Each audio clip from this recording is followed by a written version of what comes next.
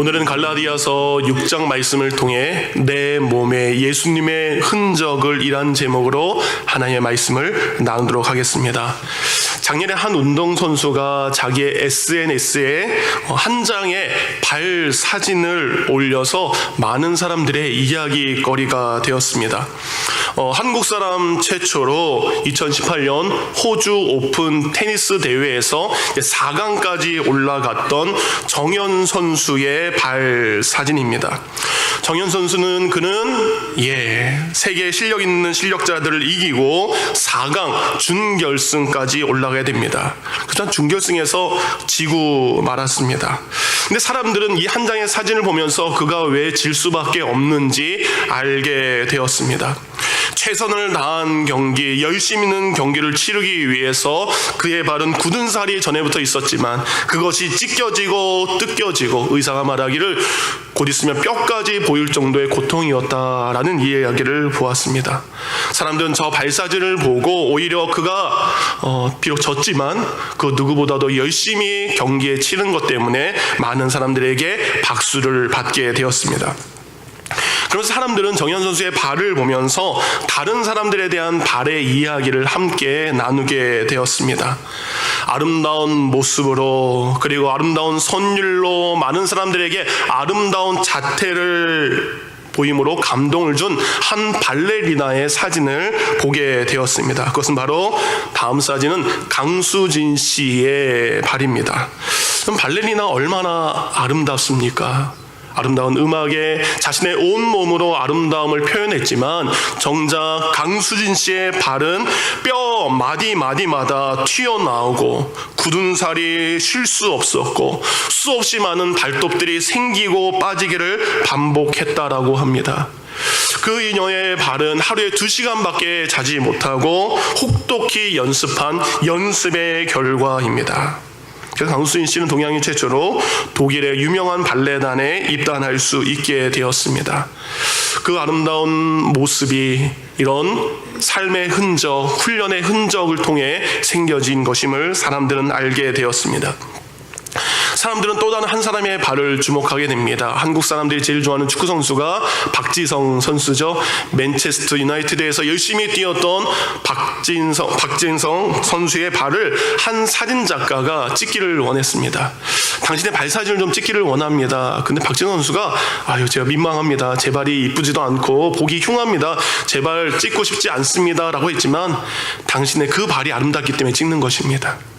열심히 뛰었고 누구보다도 최선을 다한 발이었기 때문에 당신의 발을 찍기를 원합니다. 왜냐하면 여러분, 박지성 선수의 발은 평발이라고 합니다. 한국에서 평발이면 어디도 안 가죠? 군대도 안 갑니다. 왜냐하면 뛰기 힘들기 때문에. 너무나 뛰기 힘든 평발을 가지고 태어났음에도 불구하고 누구보다 열심히 뛰었던 수많은 노력과 훈련의 상징이었던 상처와 그리고 굳은 살을 보면서 그것이 한국 축구를 2002년 4강 월드컵까지 그리고 맨체스터 유나이티드를 좋은 경기로 이끌어갈 수 있는 원동력이 되었습니다. 곧 어려움과 힘듦에도 불구하고 그것을 굴하지 않고 노력했던 박지성 선수의 발은 아름다운 흔적으로서 그의 발에 남아있는 것이죠. 마지막 사진은 빙상의 요정이라고 할 수 있는 김연아 선수의 발입니다. 아름다운 외모로 그리고 훌륭한 공연으로 금메달까지 땄던 김연아 선수를 어느 날 MBC에서 인터뷰를 하다가 그 촬영기사가 발을 찍게 되었습니다. 자세히 나오지 않았지만 여러분, 검게 돼 있는 부분이 빨간 멍입니다. 시퍼런 멍이 들어있는 김연아 선수의 발을 보여지게 되었습니다. 얼마나 많은 노력이 있었는지, 얼마나 많은 수고가 있었는지. 그래서 복숭아 뼈는 굳은 살과 파란 멍으로 가득했고, 그리고 수없이 많은 점프를 통해서 박연아 선수의 발은 휘어졌다라고 합니다. 이들 모두 어떻습니까? 영광스러운 자리, 그리고 사람들에게 인정을 받을 만한 귀한 일들을 자기 분야에 이루었지만 그 일을 이루기 위해서 흘렸던 땀과 노력과 열정과 수고는 그 몸에 영광의 상처로, 영광의 흔적으로 남아있는 것을 알 수 있습니다. 오늘 갈라디아서 6장을 보니까 갈라디아서를 마치면서 사도 바울도 이런 고백을 합니다. 나도 흔적이 있습니다. 갈라디아 6장 17절입니다. 누구든지 나를 괴롭게 하지 말라. 내 몸에 예수의 흔적을 지니고 있노라. 사도 바울도 흔적이 있습니다. 예수님의 흔적이 있습니다. 근데 그 흔적은 복음을 위해서 자신의 모든 삶을 드렸을 때 그 복음 증거의 일 때문에 생긴 흔적입니다. 그 사도 바울의 흔적은 자기 자신을 위한 흔적이 아니라 예수님의 은혜의 복음을 증거하기 위한 아름다운 흔적이었습니다. 지금 갈라디아 교회는 조용히 들어와서 사람들을 현혹시키는 이단 가운데 교회가 흔들리기 시작합니다. 근데 이 이단들이 자신들의 이야기를 관철시키기 위해서 한 것은 뭐냐? 그 갈라디아 교회의 성도들이 신뢰하는 바울, 갈라디아 교회를 세운 사도 바울을 흠집내고 그를 비난하는 겁니다. 그들은 이야기합니다. 사도 바울, 당신은 예수님이 살아계실 때 부름받지 않은 제자입니다. 베드로와 야고보와 요한은 예수님과 함께 3년 반 동안 복음을 전했던 사람이지만 당신은 그때 부름받지 않았습니다. 당신은 사도가 아닙니다. 오히려 당신은 예수 믿는 사람들을 잡아다 가둔 전과가 있지 않습니까? 사람들도 이야기합니다. 사도 바울, 당신은 예수 그리스도의 복음을 전하는 것이 아닌 당신의 복음을 전하고 있다라고 이야기하면서 사도 바울을 깎아내리기 시작합니다. 그래야 자신들의 이야기가 힘을 얻기 때문입니다. 그때 사도 바울은 이야기합니다. 나는 예수 그리스도께 부름을 받았고, 그리고 그 부름에 합당하게 복음 증거의 삶을 살다가 생긴 나는 예수의 흔적을 지닌 사람이다. 그들에게 이야기하는 거예요. 자, 보아라. 예수 그리스도의 십자가의 복음을 증거하다가 생긴 나의 예수님이 주신 흔적을. 사도 바울에게는 예수님의 흔적이 있었습니다. 그 구체적인 흔적이 무엇인가? 고린도후서 6장과 고린도후서 11장에 그가 예수님 때문에 그의 몸에 생겨진 흔적들을 소개를 하고 있습니다. 고린도후서 6장 4절과 5절입니다. 오직 모든 일에 하나님의 일꾼으로 자천하여 많이 견디는 것과 환난과 궁핍과 고난과 매맞음과 갇힘과 난동과 수고로움과 자지 못함과 먹지 못함 가운데서도 나는 복음을 전했고 그것으로 인해 나는 예수님의 흔적이 내 안에 있다라는 거죠. 그는 매를 맞음으로 예수님의 흔적이 남게 되었습니다. 그는 감옥에 갇혀서 고생함으로 예수님의 흔적을 갖게 되었습니다. 사람들이 난동 부려서 사람들이 던진 돌 때문에 온몸의 흔적들이 여전히 남아 있습니다. 복음을 전하는 수고 때문에 편하게 자지 못하고 때에 먹지 못하는 것 때문에 그의 질병은, 그의 몸은 점점 약해져 갔습니다. 그래서 그의 몸의 모든 것은 예수 그리스도의 복음을 전하기 위한 흔적으로 가득 찼습니다. 고린도후서 11장에 보면 바울에게 있는 예수님의 흔적이 어떻게 생겼는지 더 구체적으로 이렇게 설명하고 있습니다. 고린도후서 11장 23절. 그들이 그리스도의 일꾼이냐 정신없는 말을 하거니와 나는 더욱 그러하도다.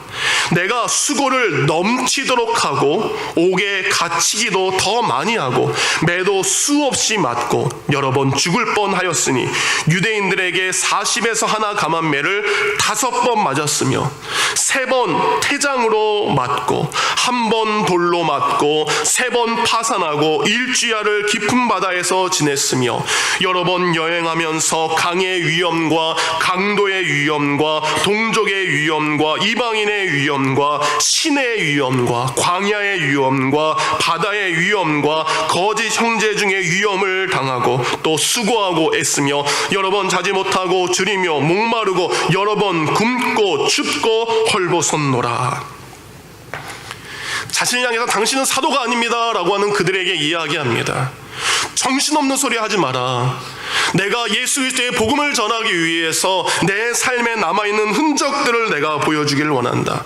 나는 수고를 넘치도록 했고 감옥에 갇혀서 맞기도 했고 여러 번 죽을 뻔했고 유대인들에게 40번의 감한 매를 5번이나 3번은 곤장 같은 태장을 맞았으며 그 수많은 사람들에 둘러싸여서 스데반 집사님이 돌에 맞아 죽은 것처럼 사도 바울도 돌에 맞아 거의 죽게 되어서 밖에 버려지게 되었고 일주일 동안 복음을 전하다가 풍랑을 만나 파산하기도 하고 강과 강도와 수많은 위험이 다 내 삶의 흔적으로 남아있다라고 이야기를 합니다.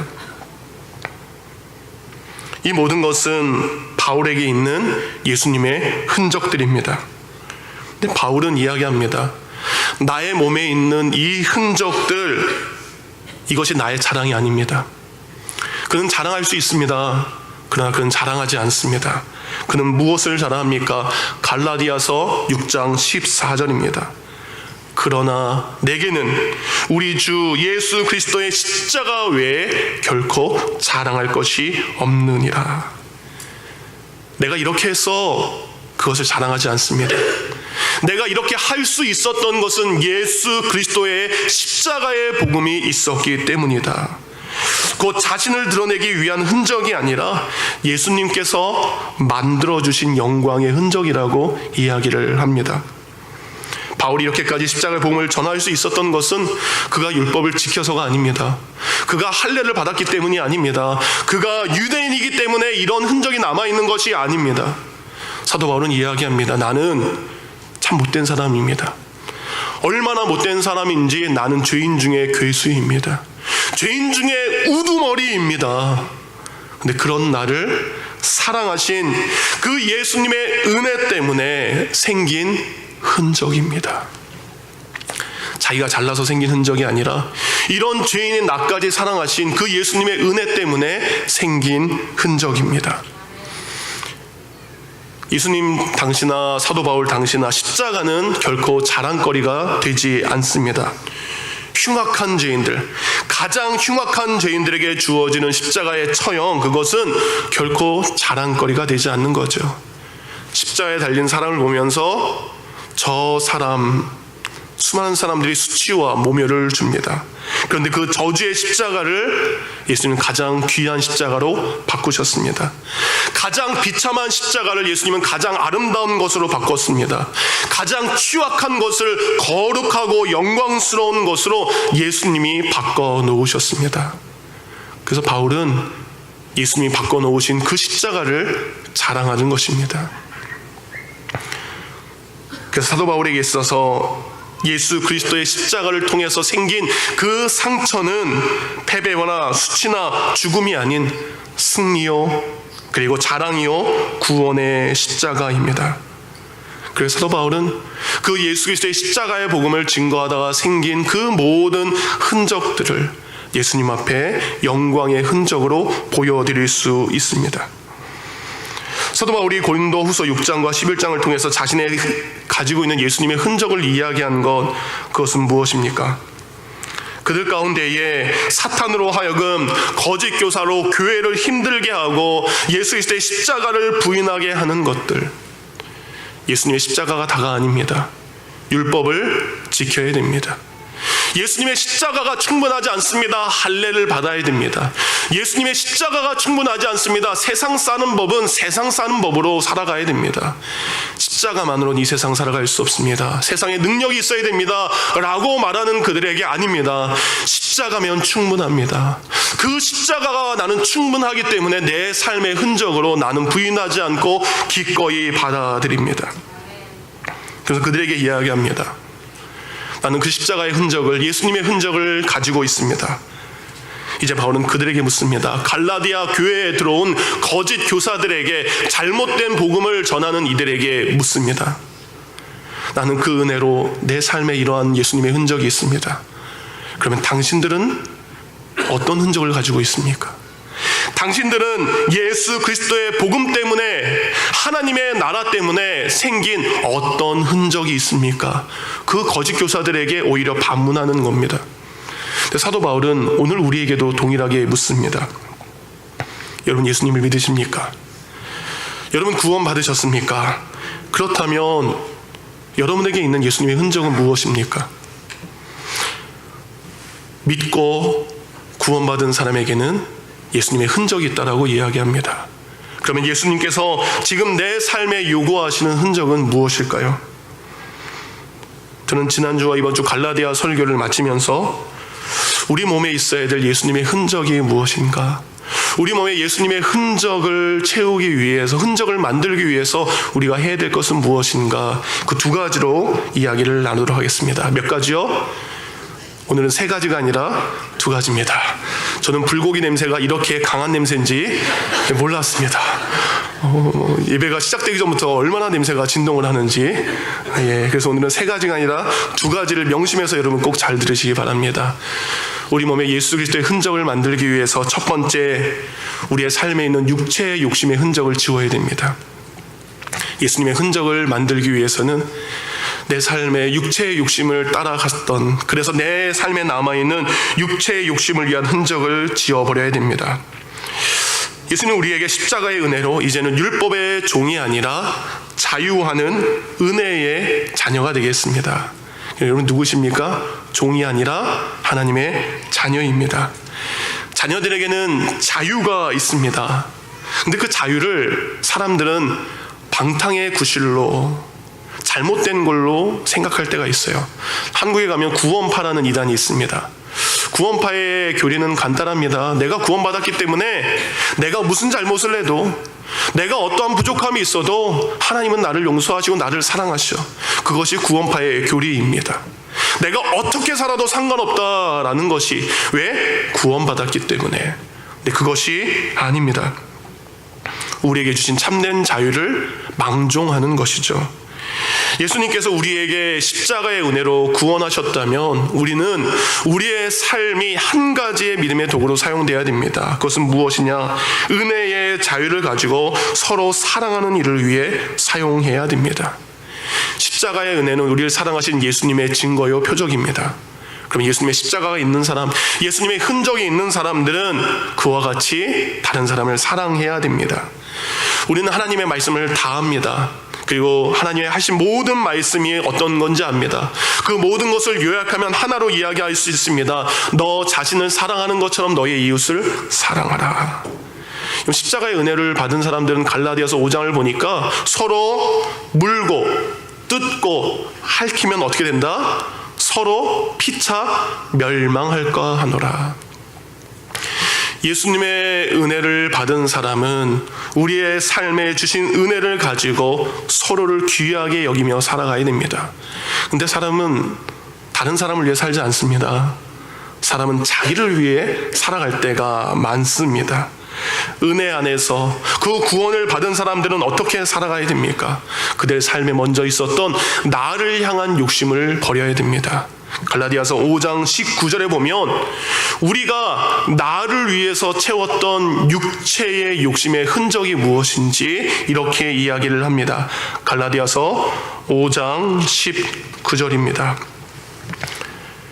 육체의 일은 분명하니 곧 음행과 더러운 것과 호색과 우상숭배와 주술과 원수 맺는 것과 분쟁, 시기와 분냄과 당 짓는 것과 분열함과 이단과 투기와 술취함과 방탕함과 또 이와 같은 것들이라. 전에 너희에게 경계한 것 같이 경계하노니 이런 일을 하는 자들은 하나님의 나라를 유업으로 받지 못할 것이요.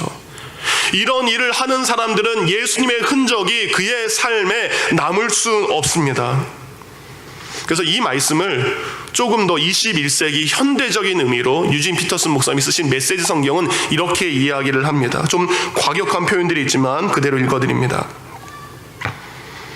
우리 안에 있는 육체의 욕심, 사랑 없이 되풀이하는 값싼 섹스, 악취를 풍기며 쌓이는 정신과 감정의 쓰레기들, 과도하게 집착하지만 기쁨 없는 행복, 껍데기뿐인 우상들, 마술쇼와 같은 종교, 편집중적인 외로움, 살벌한 경쟁, 모든 것을 집어삼키지만 결코 만족할 줄 모르는 욕망, 잔인한 기질, 사랑할 줄도 모르고 사랑받을 줄도 모르는 자로서의 무력감, 찢겨진 가정, 찢어진 삶, 편협한 마음과 왜곡된 추구, 모든 이들을 경쟁자로 여기는 악한 습관, 통제되지도 않고 통제할 수도 없는 여러 중독되는 것들, 그리고 이름뿐인 꼴 사나운 공동체들, 바로 이것이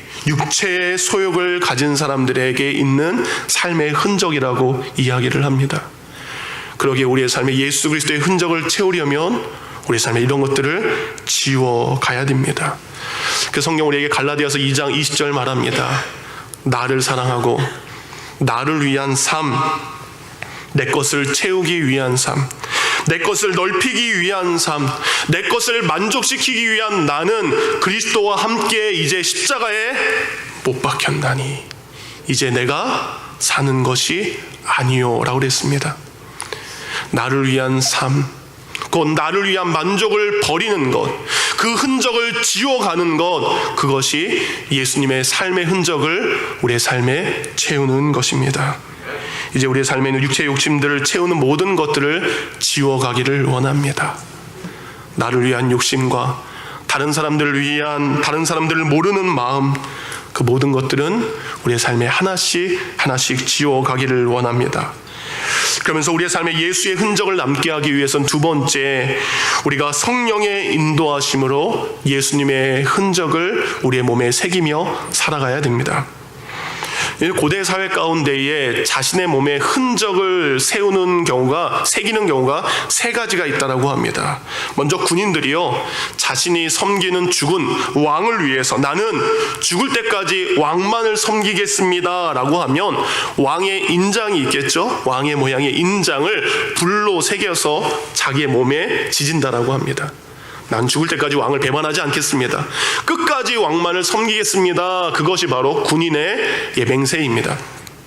두 번째는 우상을 섬기는 이들이 있습니다. 나의 몸을 신께 드리겠습니다. 그래서 그 우상 숭배가 상징하는 종교적인 모양이나 글씨나 형상들을 가지고 자기의 몸에 새기는 것입니다. 그것이 바로 타투, 문신의 시작입니다. 문신을 왜 섬겨서 금합니까? 우상에게 나는 당신을 섬기겠습니다 라고 했던 것의 시작입니다.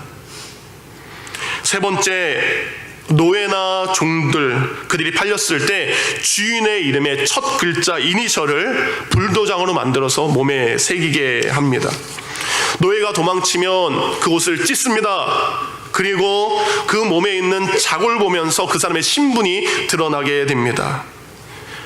이 세 사람 다 지울 수 없는 흔적을 가지고 있습니다.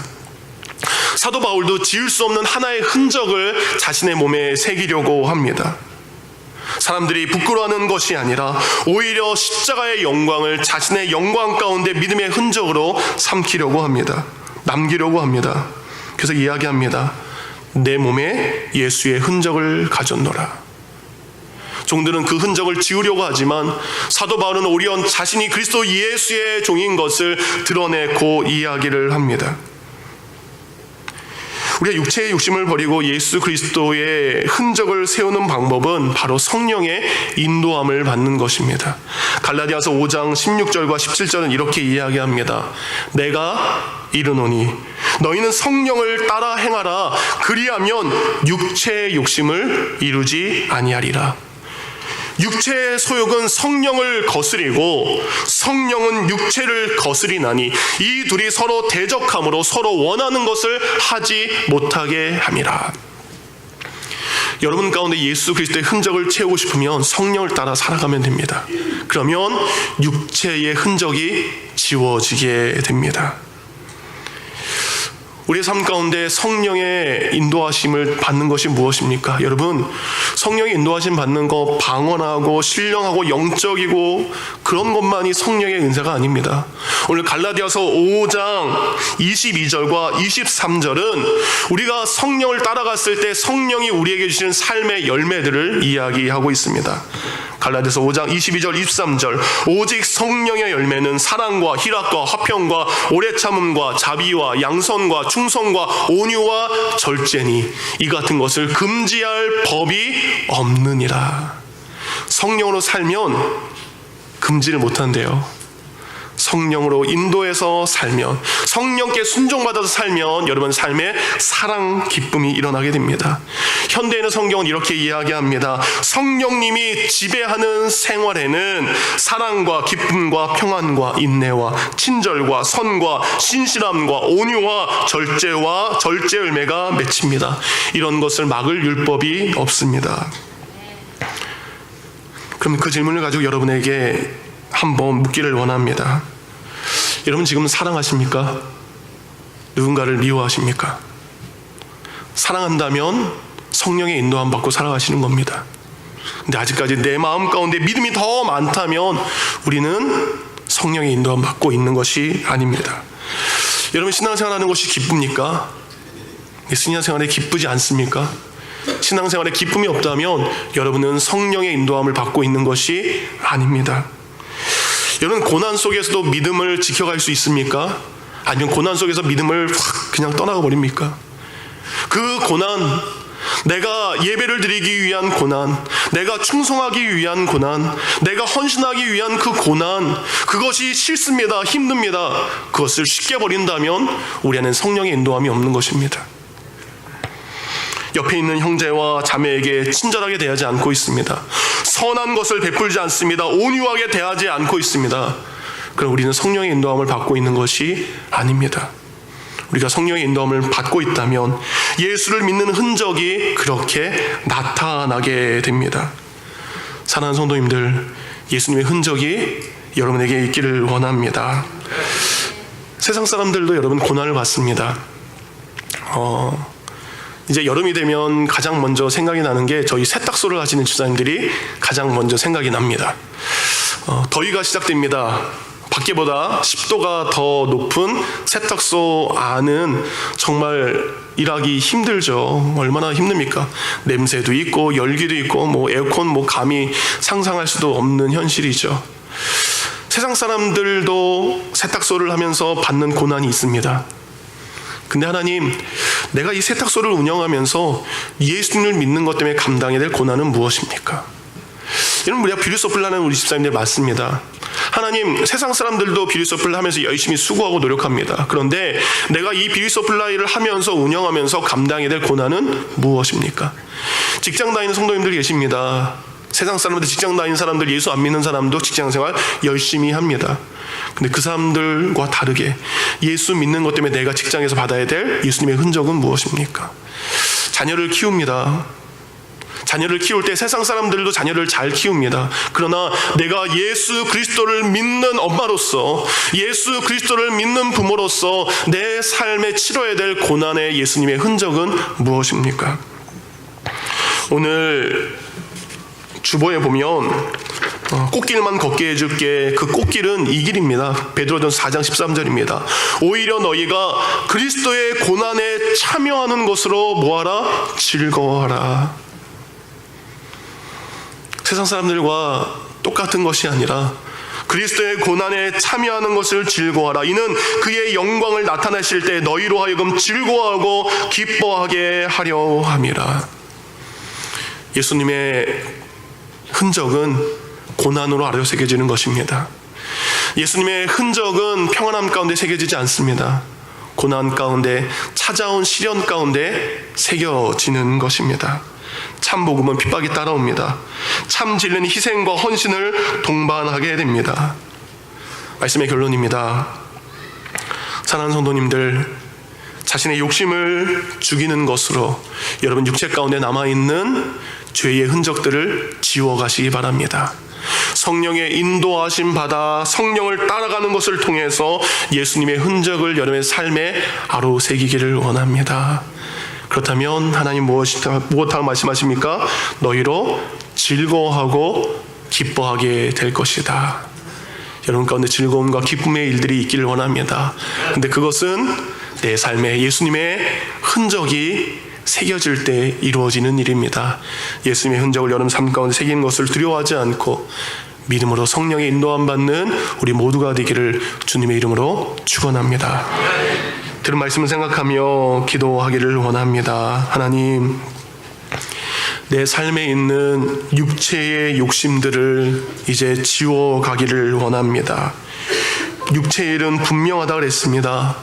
음행과 더러운 것과 호색과 우상숭배와 원수 맺는 것과 분쟁하는 것과 분을 내는 것과 분열하는 것과 투기하는 것과 술 취하는 것과 방탕한 것, 이것이 우리의 삶의 육체의 흔적이라고 이야기합니다. 내 삶의 육체의 흔적들을 지워가기를 원합니다. 그리고 성령의 인도하심 따라 사랑과 희락과 화평과 오래 참음과 자비한 사람이 되기를 원합니다. 온유함으로 대하는 사람이 되기를 원합니다. 절제하는 사람이 되기를 원합니다. 우리의 삶에 이런 예수 그리스도의 흔적이 아로 새겨질 수 있도록 함께 기도합니다. 자비로우신 우리 주 아버지,